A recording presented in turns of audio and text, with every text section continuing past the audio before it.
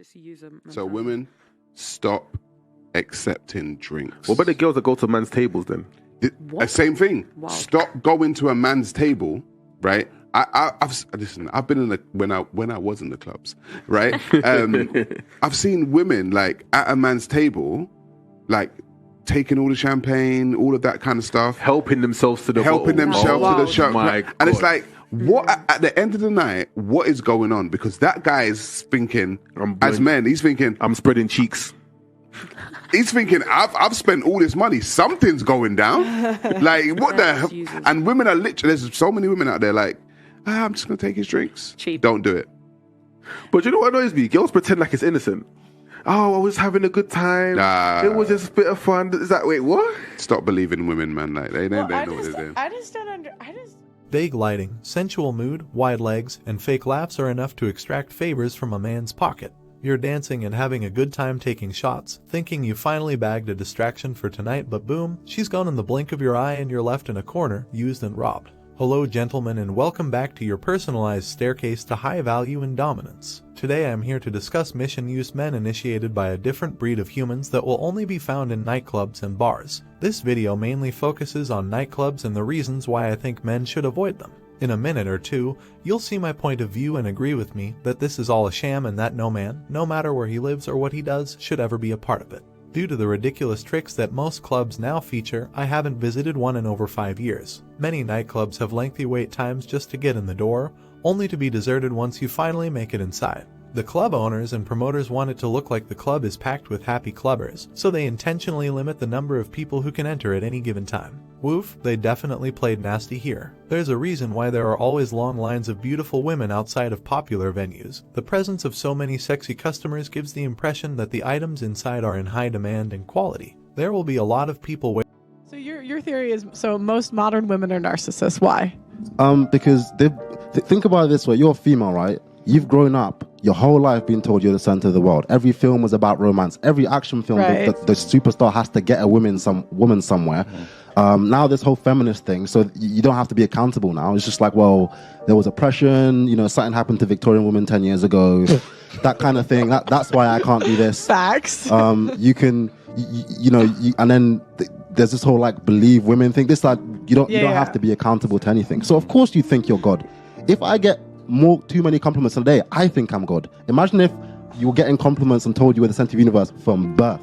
And then people were saying, hey man, get married. What does marriage entail? A man takes care of you. That's why they're narcissists. Waiting in line to get into these clubs because their Instagram stories will feature sexually attractive women. Some waste their entire weekend to getting involved, only to find that the club itself is underwhelming. I once visited the club district of Los Angeles, and I can tell you that thousands of girls were willing to brave the cold for the sake of validation. Just there, in the middle of winter, wearing only miniskirts and high heels. Shall we break this down? Men, let's discuss their choice of high heels for the club. There is a substantial body of evidence demonstrating that men have a more favorable impression of women who are wearing high heels, significantly enough to influence how a man interacts with her. As a result, a popular article explains why women typically wear high heels when socializing in nightclubs. Even a French study on the topic confirms that women are more likely to succeed when wearing high heels. A study had a woman stand in the narrow way and ask random people to fill out a survey. When she wore flats, only 25 of the 60 men approached her to take part in the survey, but when she wore heels, 60% of people participated in the study. This number jumped to 82% when she wore 4 inches heels. Isn't this irrefutable evidence that women's shoes have a pernicious effect on men, causing us to act more voluntarily and helpfully in their presence? That's why it's crucial that you're among the 20% of people who refuse to cave during her adversities. That's why women know they have the upper hand when it comes to men. They can afford to buy an entire wardrobe's worth of high heels and other shoes like these. It's not just fact that you'll have to keep spending money on shoes over and over again that's annoying. For me, it's all about who's in charge and who has the most prestige. When it comes to nightlife, I recall many occasions when women attempted to enter a club only to be turned away because they were wearing flats and pants. However, when women are wearing heels, bouncers are more likely to let them in.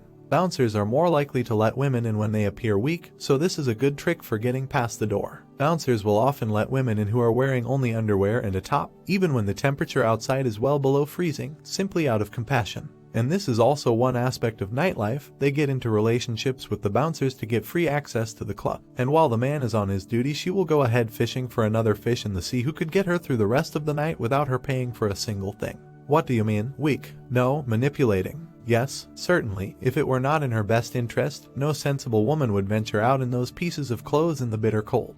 Just by mentioning that she's cold, 80% of the men in the room will rush over to offer her their coats and buy her a drink to warm up. Once a woman is inside the club, she plays this game of sympathy with the males.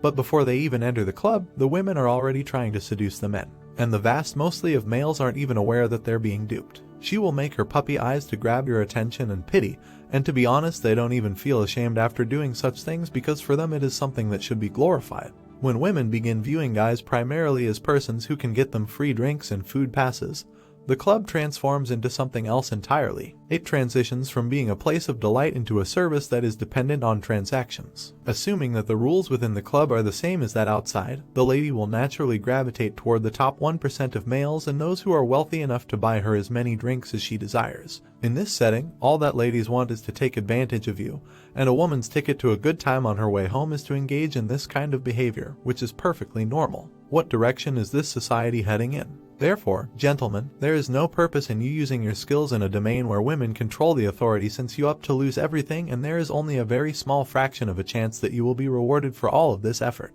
It's unfortunate that the majority of males in this area who go out to clubs just have 1 or 2 drinks, or maybe they have a few drinks at home because it's probably less expensive.